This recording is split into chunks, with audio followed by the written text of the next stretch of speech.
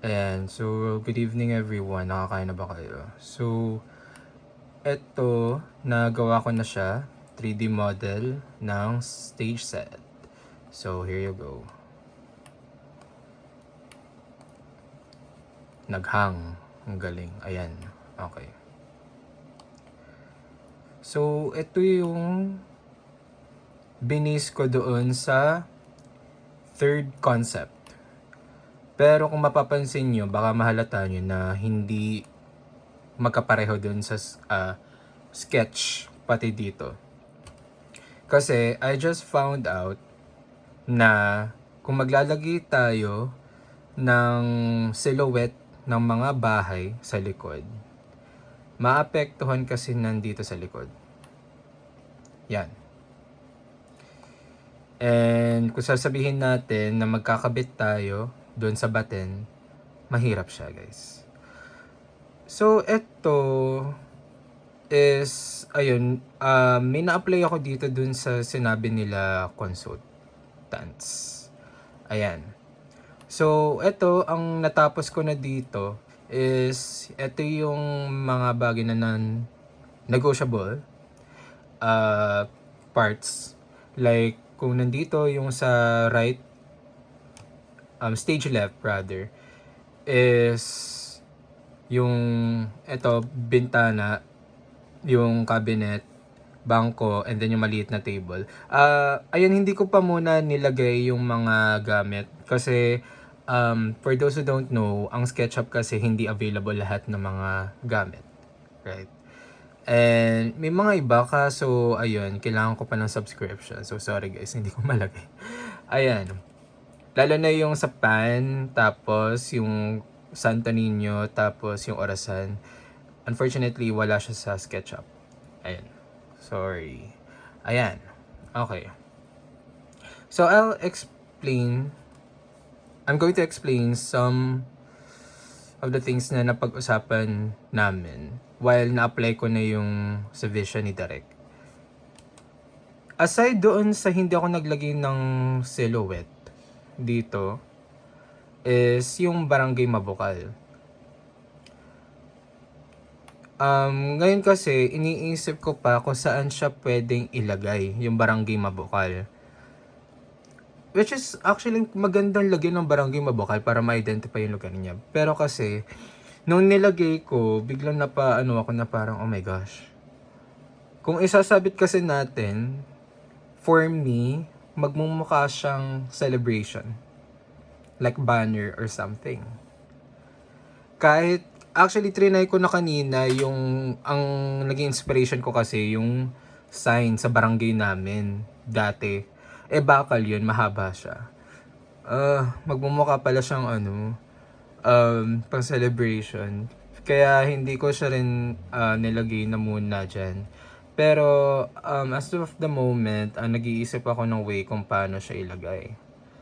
Pero kasi dun sa silhouette naman ng mga bahay, ng mga na nasa compound is hindi siya magagawa kasi it's too occupied. Malaki siya. Yon. Dito, may napag-usapan kasi kami ni consultants. Eto, linoleum to. Yan. Ang akala ng mga consultants is i-cover lahat ng buong stage. No, actually, hindi pwede yun. Ako na magsasabi hindi pwede yun kasi nga nakakadulas siya. Ang pinopoint out ko kasi sa kanila is kaya ako nilagyan ng linoleum kasi para umangat yung itsura ng furnitures and other things na nakalagay sa floor. Kasi kung imagine niyo, pag wala akong nilagay dyan na linoleum, magbe-blend yung stage ng Albertus Magnus dito sa furnitures. Mostly nasa baba ay wood.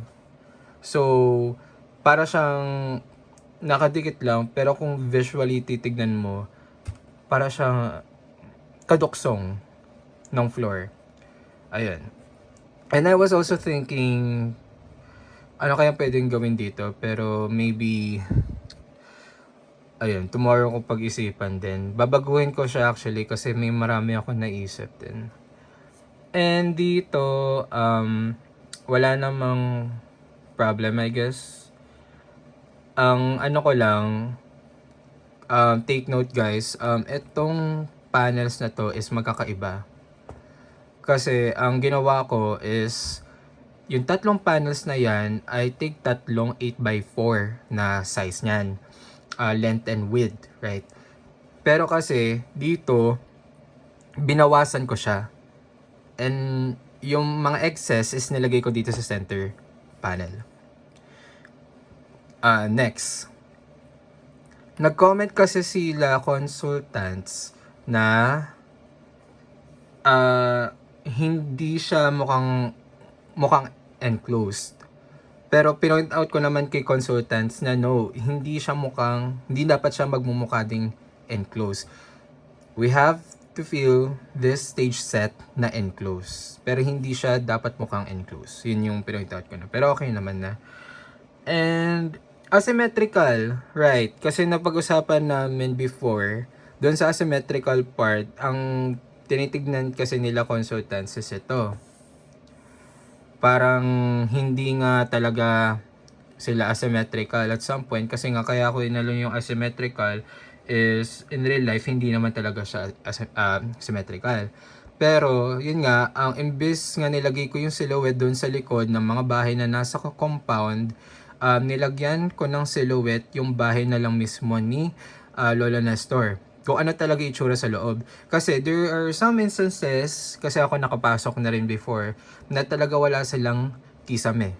Ang nakikita talaga yung mismong silhouette nung nasa taas, yung roof. Right? Ayun.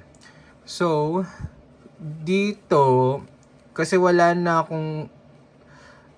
At actually, ang naging idea ko dito is just to feel that this is going to feel like it's a semi-rural, it's a semi-urban, I don't know.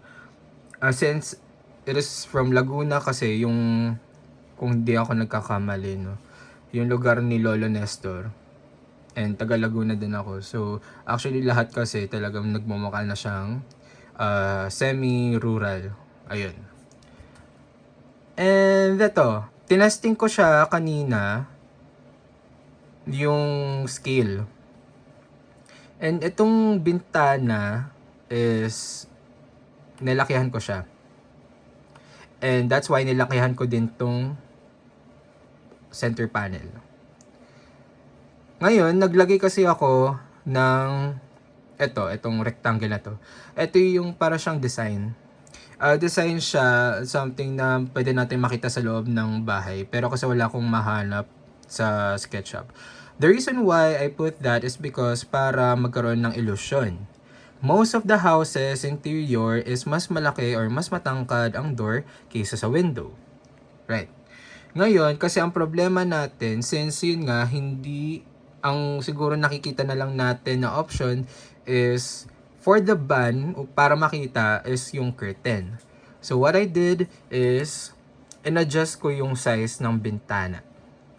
Pero if you're going to look, ayan, for me kasi it's somehow, yes, it's like natural naman tignan. Pero ang concern ko is ayun, may isa pang bintana dito. Ganito kasi nangyayari. Bintana kasi nito is malaki, right? So may bintana dito. Visually kasi, pag tinignan natin yung dalawa, nagtatalo sila. Unintentionally, nagko-compare tayo ng bintana. So expected natin na sa viewers, pag nakita natin na yung mata natin kasi tumitingin sa bintana, sabihin natin yung scene is nakasarado pa tong kortina.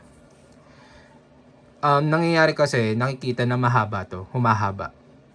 Ayan, right? So, I kinda suggest na wag na tayo maglagay ng kortina dito sa part na to. And I think, ang siguro, it depende na rin kila Derek kung ano yung gusto niyang ilagay dun. Ayan. So, tanong, kita po ba ang band? At some point, yes.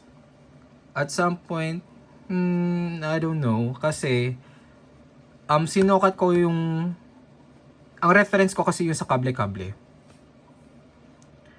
Ayun. So, there is a picture ng kable-kable na nasukat ko nga eh. Yung inopen kasi, yung gitna, umabot siya ng 10 feet. And since yun nga, nilagay ko dito, dun sa picture pala nun, kita yung 5 dun sa band members. Ayun.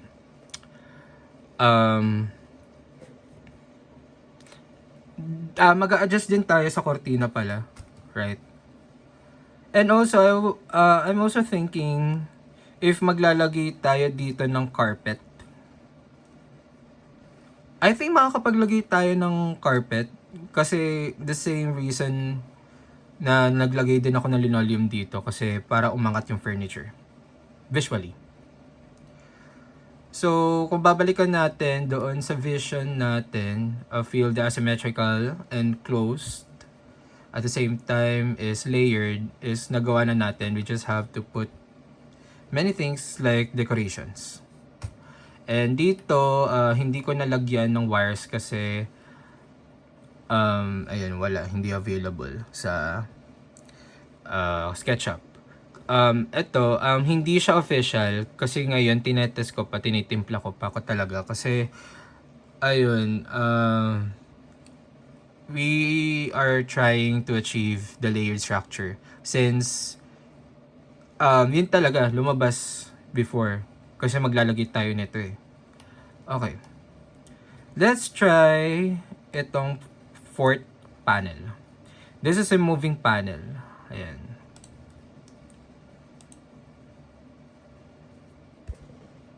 Wait. Okay. Sabihin natin dito siya nakalagay. Okay.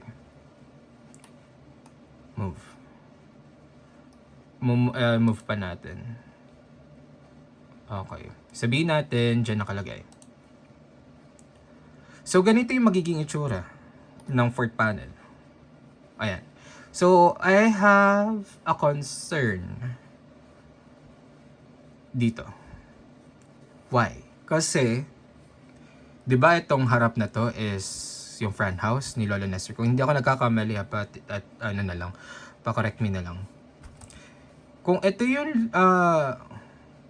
yung front ng bahay ni Lolo Nestor, ito yung front ng bahay ni Lolo Nestor, right? Pero kasi, ang concern ko doon sa mga viewers, makikita nila na itong likod na to is mas malaki kaysa dito. Ba yun? Pero ano magagawa natin ng paraan? Somehow, yes, kasi ang advice is maglagay pa tayo ng stage props sa tabi para hindi magmukhang geometric yung itsura ng fourth panel. Ayan. So, ito. Pakita ko sa inyo yung bar. There you go. Okay. So, yan yung itsura ng bar. No. Okay. Or yung lugar na pinagpe-perform nila Adan. Ayun. I was thinking kasi may binigay na suggestion si consultant Laches. Kung hindi daw to, why not ibaba na lang itong curtain? And then, wala na ito. Wala na rin to. Ibaba na lang tong curtain and then, ayun, magmumukha talagang magpe-perform si Adan. Pero kasi, ang problem ko naman dito is na imbes na mag-perform kasi si Adan sa bar, magmumukha siyang magpe-perform sa Albertus Magnus. Yun ang problem ko. Ngayon, pinag-iisipan ko pa kung paano natin ma-achieve na talagang nagpe-perform si Adan sa bar. And aside dun is, I actually have another concern. Malaki siya. And I don't know paano namin ito matatago. Ayan. So take note, wala pa ako nilagay dito na frames. Kasi kailangan ko munang mapakita sa inyo tong visually. Kasi expect natin na may mababago sa frames. It's either frame or yung yung itsura nitong interior ng bahay ni Lolo Nestor. Pero ito guys, ayan. What do you think? And ayun guys, don't worry kasi hindi naman ito yung official na design ng furnitures. Sadya talagang yan lang yung mga available sa 3D warehouse ng SketchUp. Ayun. So tignan natin, testing natin ha, kung malayo. Kung maganda tignan sa malayo. Wait. Delete. Wait. Okay.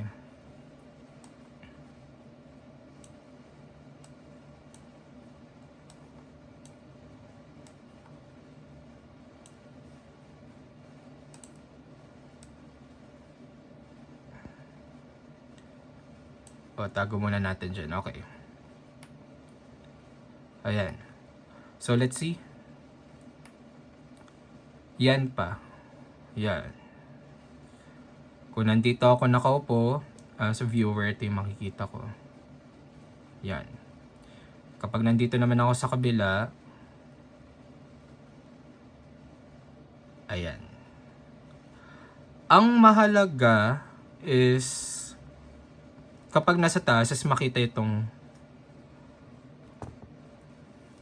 yung buong interior. Ayan. Well, tignan natin sa malayo kung mare-recognize. Okay.